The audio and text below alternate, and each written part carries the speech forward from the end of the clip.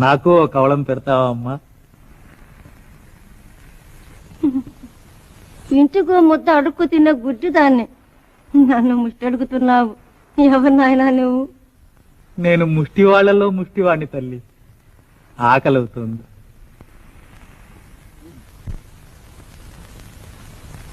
ఈనాటికి నాకు ఒకరికి పెట్టే భాగ్యం ఇచ్చావా తండ్రి? మహారాజుగా తిన్నాయన.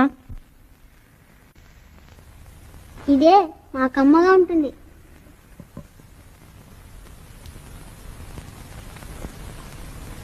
రామా, నువ్వు కూడా తిను.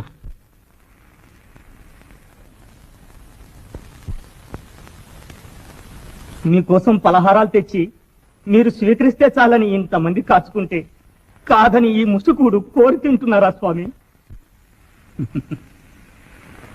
ఆ పలహారాలు నేను తింటే వారికి ఐశ్వర్యం కలుగుతుందనే ఆశతో తెచ్చారు గాని నా మీద కనికరంతో అభిరామ్.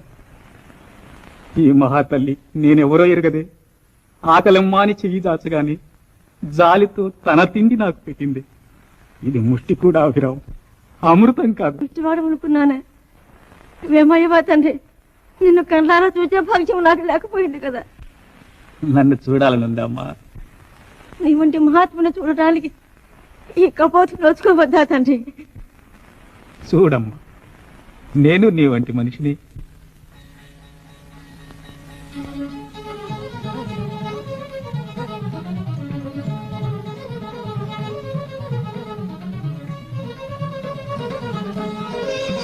కనపడుతున్నానమ్మా? చూడు.